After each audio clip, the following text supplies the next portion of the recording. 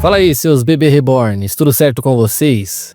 Mano, eu acho incrível como o tempo vai passando e não importa o que ele fala, as coisas só vão ficando ainda pior pro Augusto, porque não bastou o indiciamento da polícia no caso da VaidBet, como agora a polícia também descobriu, de acordo com a Lívia Camilo do UOL, que o presidente teria recebido um dinheiro suspeito na sua conta antes até do caso da VaidBet explodir. No caso, teriam depositado numa conta dele cerca de R$152 mil em espécie. E claro, não chegou a ser tudo de uma vez, até para não gerar suspeita, né? Foi depositado ali de dezembro de 2023 até abril de 2024. Na tela eu tô colocando aí o relatório mês a mês. Só que o que chamou a atenção da polícia é que grande parte desses valores eram feitos até R$2 mil, porque tem uma parada no Banco Central que até esse valor, a identificação de quem depositou não é obrigatória. Então isso já dificulta um pouco o rastreio. Por outro lado, tentando se defender, o Augusto responde que por ele ser dono de um comércio e de um estacionamento, muitas vezes o dinheiro acaba entrando em espécie, e é verdade, né? Diz até que a polícia pode investigar à vontade que não vai encontrar nada. E é isso, mano, não tô querendo acusar ninguém, só estou repassando a informação, mas que é estranho né?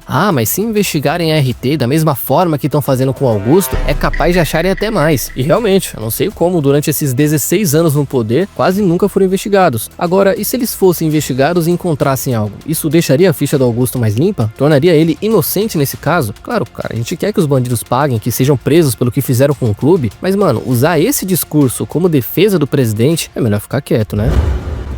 Gutão, até entendo quem tenta te defender, quem não quer que você saia da presidência, né? Mas, pô, eu falo de uma e já aparece outra, pô, a posição tá demais, não deixa nem o cara trabalhar. Pois é, Fel, tudo isso porque dessa vez o COAF, que é um órgão do governo que monitora atividades financeiras no país, apontou que o Gutão, nosso querido presidente, ou ex, não sei, fez algumas transações no mínimo suspeitas em fevereiro desse ano, usando aí o cartão corporativo do clube e até pagando boletos com valores alterados, digamos assim. Tá, e como é muita coisa pra explicar, eu vou tentar listar apenas os principais e de maneira rápida para ficar mais fácil para vocês. Bom, primeiro que identificaram que ele pagou um boleto de 600 mil que originalmente seria de 100, né? Uma diferença pouca ali, de 500 mil, tá tranquilo. Além disso, também teria movimentado cerca de 1 bi numa conta do Santander, que hoje é a principal do clube, entre setembro e março desse ano, entrando ali 500 e saindo 500 quase que imediatamente. Algo que de alguma forma o órgão considerou que poderia ser uma tentativa de esconder a origem e o destino desses valores. Outra coisa, ele também teria usado empresas de pagamento intermediárias para movimentar cerca de 66 milhões de reais, coisa que dificulta o rastreamento novamente e deixa o órgão com uma pulga ainda maior atrás da orelha. E por fim, mas não menos importante, uma empresa de Curitiba chamada OtSafe teria transferido para o clube cerca de 20 milhões de reais em 4 parcelas para o pagamento da multa da PixBet. Só que o que chamou a atenção é que essa empresa, que tem ligação com um site que gera ali casas de apostas, como a VaidBet, por exemplo, teria movimentado valores muito acima do faturamento declarado. Então, resumindo, o que eles estão suspeitando é de lavagem de dinheiro, tá? É basicamente isso. Eu nem vou me estender muito sobre o assunto, talvez tenha faltado detalhes, imagino, mas fato é que a suspeita é essa e eu não sei se a RT pode ser a culpada dessa vez.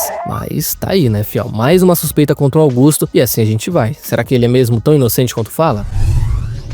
A Nike agora tá se mexendo para renovar o contrato, né? Tá querendo continuar com o Corinthians de qualquer jeito. Isso porque eles estariam trabalhando numa nova proposta que promete ser parelha com o que foi oferecido pela Adidas, já que inicialmente o contrato que iria até o fim de 2029, né, que eles renovaram de forma automática, agora a ideia é fazer um novo contrato que vai de 2026 a 2036, 10 anos também. E detalhe, com valores semelhantes aos que foram oferecidos pela concorrente. Só que isso não foi divulgado ainda, claro, não posso trazer para vocês porque não tem. Mas se levar em conta que a Adidas pagaria 69 milhões por ano e mais metas que poderiam bater 100 milhões, haja disposição para igualar, hein? Ou poderia dizer, haja medo de perder o Corinthians, porque uma coisa é fato, mano. Se a Nike tivesse tão segura que o clube não vai conseguir rescindir, pra que eles iriam querer brigar com a Adidas? Se na teoria, quem decide se vai quebrar o contrato ou não, são eles. Então, alguma coisa tem, fiel. De alguma forma, a Nike acredita que o Corinthians tem argumentos para quebrar o contrato e por isso eles estão querendo oferecer uma proposta parecida com a da Adidas. E outra coisa, isso vale mencionar também, se for para fechar com a Adidas, mas ter que pagar uma multa de 150 milhões, por exemplo, com a Nike, vocês aí fechariam? Porque lembrando, não existe uma multa certa, tá? O que existe é um valor que eles deixariam de receber até o final do contrato, que ainda é puramente especulativo. Mas sabendo que o valor seria de 150 milhões, por exemplo, na lata, ou em 2, 3 vezes, vocês fechariam mesmo assim, com a Adidas pagando luvas de 100 milhões, se eu não me engano, no ato da assinatura? Bom, se fechariam, acho que não dá para julgar as gestões passadas que deixaram essa dívida monstruosa aí, tá? Porque o problema do Corinthians não é receita, não é uma escolha fácil sair da Nike e ir pra Adidas assim, pagando a multa e já era, porque o fluxo de caixa não existe. Então se tiver que pagar uma multa de 150 milhões de reais pra Nike no ato, o Corinthians não tem dinheiro pra isso, e é aí que vai entrar mais uma dívida impagável pro clube se virar, tá? Enfim, vamos ver o que a Nike tem pra apresentar, mas se for pra sair pagando uma multa desse tamanho e dessa forma aí, em 1, 2, 3 vezes, sei não, hein? Acho que não vai rolar. Bom, fiel, ele que tá muito próximo de voltar, o tal do zagueiro Gustavo Henrique, que ficou se recuperando de uma cirurgia de hérnia, né, pra quem não sabe, esteve em campo hoje junto com o grupo e já começou o processo de transição, podendo até estar disponível pro jogo contra o Grêmio antes da pausa pro Mundial. Por outro lado, e o que eu quero falar dele aqui é do que acontece nos bastidores, já que a diretoria agendou uma reunião com os empresários dele para discutir não uma renovação, mas se é interessante que ela aconteça, se eles querem renovar, se tem alguma proposta para sair, porque o contrato dele vai até o final do ano, então daqui um mês ele já vai poder assinar um pré-contrato. Inclusive, o GE diz que pela parte do jogador, a intenção é ficar, mas será que esse também é um desejo do clube, tá? Eu mesmo, se estivesse negociando como um torcedor, como um cara que acompanha o clube de fora, já falaria com ele em tom de despedida, deixaria ir pra onde quisesse, porque uma coisa que vale ressaltar sobre o Gustavo é que o custo mensal dele pro clube tá na casa dos 800 mil por mês. É muito dinheiro, rapaziada. É uma grana que o Corinthians facilmente poderia pagar pra um zagueiro de nível muito maior, ou poderia simplesmente economizar, apostar em alguém da base e usar esse dinheiro pra outra coisa. Eu já cansei de falar isso aqui, mano. O cara não tem nenhuma qualidade. Pô, é um zagueiro alto de 1,96 m, a altura do Cássio, mas sofre pra cabecear uma bola. O cara perde na corrida pra todo mundo. Não é ágil, não tem inteligência, não tem saída de bola. Enfim, eu não vou ficar repetindo isso porque já falei milhões de vezes. O fato é, eu não renovaria. E se desse pra liberar agora, melhor ainda. É bom até que já pense em outra solução e traz até essa janela. Falou? Mas é isso. A reunião tá agendada e pode ser que renove, pode ser que não. Fato é que ele quer ficar. Agora só resta saber o que o Corinthians deseja.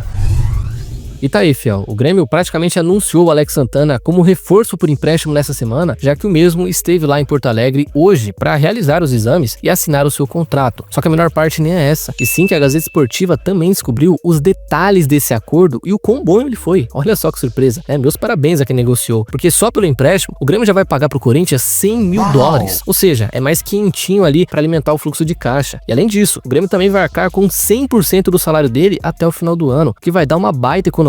Sem contar que existe uma cláusula opcional nesse contrato de 2 milhões de dólares, que pode ser acionado ou não, claro, mas por ser um valor relativamente justo na minha visão, pode acontecer deles pagarem, por que não? Vai que ele joga bem, né? Pode acontecer, é um valor justo na minha visão. E lembrando que esse foi praticamente o mesmo valor que o Corinthians pagou para tirar ele do Atlético, então estão tentando recuperar. Enfim, independente do que acontecer, só de terem conseguido um empréstimo desse com 100% de economia, já dá para ficar muito mais aliviado. E detalhe, diz o Samir que o Pavon foi oferecido como troca por ele, só que a diretoria acabou recusando. E o Pavon, vale ressaltar, é um ponta-direita, que falta no elenco, mas infelizmente, mano, o cara é tão pavoroso que mesmo assim a diretoria recusou, tá? E tá aí, o primeiro de muitos empréstimos, se Deus quiser, né?